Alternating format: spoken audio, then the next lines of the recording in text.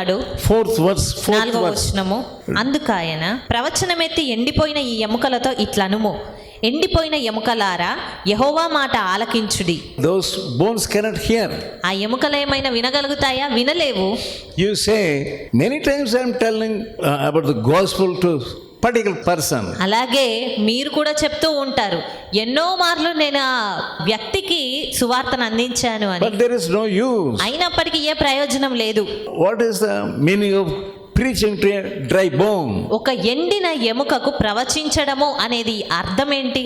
What a scene it is standing before a dry bone. ఒక ఎండిన ఎముక ఎదుట నిలవబడడం అనేది ఎలాంటి దృశ్యము? All of them, they are dry bones, heaps of them, bones of all sizes. అక్కడ చూస్తే రకరకాలైన ఎండిన ఎముకలు ఆ లోయంతా నిండిపోయి ఉన్నది. Bones of all ages. అన్ని వయస్సుతో కూడినటువంటి ఆ ఎముకలు. Who can joint them? ఎవరు మరి వాటిని అతికించగలుగుతారు? When you think about God's command, దేవుడిచ్చిన ఆజ్ఞను గురించి మీరు తలంచినప్పుడు it seems to you, you cannot do anything with them. మీరు వాటిని బట్టి ఏమి చేయలేము అని తలంచుకోవచ్చు. They are bones only. అవి కేవలం ఎముకలు. But who can cover them with flesh అయితే ఎవరు వాటిని చర్మంతో కప్పగలుగుతారు? and furnish them with sinews?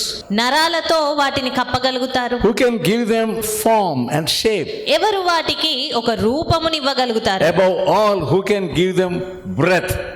అన్నిటికీ పైగా వాటికి జీవం ఎవరు ఇవ్వగలుగుతారు? It's an impossible thing. అది కేవలం అసాధ్యమైన సంగతి. Always devil comes and tells you, అన్ని వేళలా సాతాను వచ్చి అదే చెప్తాడు, you cannot do anything in this village ఈ గ్రామంలో నువ్వు అసలు ఏమీ చేయలేవు, or some other place. లేదా మరి ఏదో స్థలంలో నువ్వేం చెయ్యలేవు అని చెప్తాడు. Read this chapter with prayer. ప్రార్థన పూర్వకంగా ఈ అధ్యాయాన్ని చదవండి. God gives you hope. అప్పుడు దేవుడు మీకు నిరీక్షణను పుట్టిస్తాడు. He is a life-giving God. ఆయన జీవమునిచ్చే దేవుడు. He gives you promises. ఆయన వాగ్దానాలను He ఇస్తాడు. gives you commands. ఆయన ఆజ్ఞనిస్తాడు. When you respond to the command, నీవు ఆయన ఇచ్చిన ఆజ్ఞకి స్పందిస్తే, you cannot respond to the command without faith. విశ్వాసం లేకుండా అయితే నువ్వు ఆయన ఆజ్ఞకు స్పందించలేవు. You have come from your village. నీవు గ్రామం నుండి వచ్చావు. Sometimes the devil comes to you and say, you cannot do anything in that village. కొన్ని మార్లు సాతాను వచ్చి నీతో చెప్తాడు, నీవు ఆ గ్రామంలో ఏమీ చేయలేవు అని. Your children are like that, your husband is like this, and your neighbors are like that. నీ పిల్లలు అలా ఉన్నారు, నీ భర్త ఇలా ఉన్నాడు, నీ పొరుగువారు ఇలాగున్నారు. There are many devils in that village. ఆ గ్రామంలో ఎన్నో దురాత్మలు ఉన్నవి. You can do anything. నీవు ఏమీ చేయలేవు అక్కడ. Yeah, without faith you cannot do anything. విశ్వాసము లేకుండా అయితే నువ్వు ఏమీ చేయలేవు. Many believers are there without faith. చాలా మంది విశ్వాసులు ఉన్నారు, కానీ విశ్వాసం లేకుండా ఉన్నారు. By taking baptism you cannot get faith. బాప్తిస్మం పొందుటను బట్టి విశ్వాసాన్ని పొందుకోలేవు. If you do not deal with your sin, నీవు నీ పాపము విషయమై సరిగ్గా సంప్రదింపబడకపోతే, many people they don't want to confess their sins. చాలా మంది తమ పాపములను ఒప్పుకోవాలనుకోరు. They don't want to confess their unclean sins. వారి అపవిత్రమైన పాపములను They ఒప్పుకోవాలనుకోరు. don't confess their fleshly sins. వారి శరీరపరమైన పాపములను ఒప్పుకోరు. Yeah, the devil is surrounding them.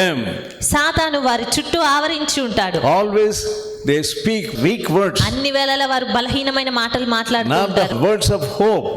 నిరీక్షణ కలిగించే మాటలు కాదు. When you read the Bible, నీవు దేవుని వాక్యం when you చదివినప్పుడు, study the Bible in prayer, ప్రార్థన పూర్వకంగా వాక్యం when చదివినప్పుడు, you set apart some time to pray and study the word of God, ప్రార్థించుకొని దేవుని వాక్యం చదవడానికి కొంత సమయం కేటాయించినప్పుడు, God's spirit can deal with you. దేవుని ఆత్మ నిన్ను తాకగలుగుతాడు. Only you set apart some time. కొంత సమయమును కేటాయిస్తేనే అలా జరుగుతుంది. It may be midnight. అది అర్ధరాత్రి సమయమే కావచ్చు, It may be the early in the morning. లేదా వేకువజామునే కావచ్చు. Some of you are lazy people. మీలో కొందరు సోమరులుగా ఉన్నారు. You don't want to set apart some time to pray and study the word of God.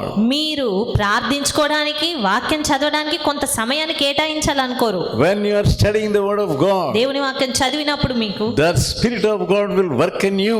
దేవుని ఆత్మ మీలో పనిచేస్తాడు. You get real living faith. అప్పుడు నిజమైన జీవం కలిగిన విశ్వాసం మీరు పొందుకుంటారు. Without faith you cannot please God. విశ్వాసము లేకుండా దేవునికి ఇష్టలుగా ఉండలేరు. By faith many men of God they pleased God. విశ్వాసమును బట్టే ఎంతో మంది దేవుని పిల్లలు ఆయనను సంతోషపరచగలిగారు. Abel pleased God. హేబేలు దేవునికి ఇష్టడిగా ఉన్నాడు. By faith he pleased God. విశ్వాసమును బట్టి అతడు దేవుణ్ణి ఇష్టడిగా ఉన్నాడు. We see Abraham lived in faith. Abraham విశ్వాసంతో జీవించాడు. He came from a heathen background. అతను అన్యుల పరిస్థితి నుంచి వచ్చాడు. When God told him, he obeyed. అయినప్పటికీ దేవుడు అతనికి చెప్పిన మాటకు అతను విధేయత చూపించాడు. God asked him to come out of his village and country and his kith and kin. దేవుడు అతని తండ్రి ఇంటి నుండి, తన దేశము నుండి, తన బంధువుల ఎదుట నుండి రమ్మని చెప్పాడు. God commanded him to come out. దేవుడు అతనికి ఆజ్ఞాపించాడు వారందరిని విడిచి బయటికి రమ్మని. He obeyed the command of God. Abraham దేవుని ఆజ్ఞకు లోబడ్డాడు. He became father of believers. అందును బట్టే అతడు విశ్వాసులకు తండ్రిగా మారాడు. He became a great person. గొప్ప వ్యక్తిగా మారాడు. God is there and he is looking at your heart. దేవుడు నీ హృదయాన్ని చూస్తున్నాడు. In your personal matters, నీ వ్యక్తిగత సంగతుల్లో are you exercising faith? నీవు విశ్వాసాన్ని ప్రయోగించగలుగుతున్నావా? God will suddenly let me out of this situation దేవుడు నిశ్చయంగా ఈ పరిస్థితి నుండి నన్ను బయటకు తీసుకొస్తాడు. and get me out of this heinous situation. ఈ హేయమైన పరిస్థితి నుంచి దేవుడు బయటికి When you తీసుకొస్తాడు. have faith, నీకు విశ్వాసం ఉన్నప్పుడు you will see great things in your own life. నీ వ్యక్తిగత జీవితంలో గొప్ప కార్యాలు జరగడం Spirit చూస్తావు. of God working in you. దేవుని ఆత్మ నీలో పనిచేస్తాడు. Spirit of God touching your soul. దేవుని ఆత్మ నీ ఆత్మను తాకుతాడు. Spirit of God working great things in your personal life. నీ వ్యక్తిగత జీవితంలో దేవుని ఆత్మ గొప్ప కార్యాలు జరిగిస్తాడు. See the Spirit of God working in whole personality. నీ వ్యక్తిత్వం అంతటిలో దేవుని ఆత్మ పనిచేయడం నువ్వు God will చూస్తావు. give you boldness and courage. దేవుడు ధైర్యమును నీకు ఇస్తాడు. You see about Joshua. మరి యెహోషువను గురించి చూసినట్టయితే He was a man of war. He did many wars. అతను ఎన్నో యుద్ధాలు చేశాడు. He got victory.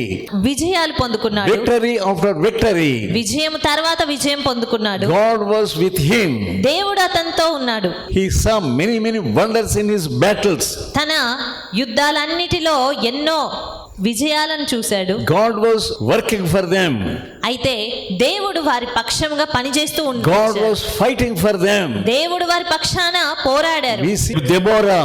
మనము దెబోరాను గురించి చూసిన She saw many wonders in her ministry.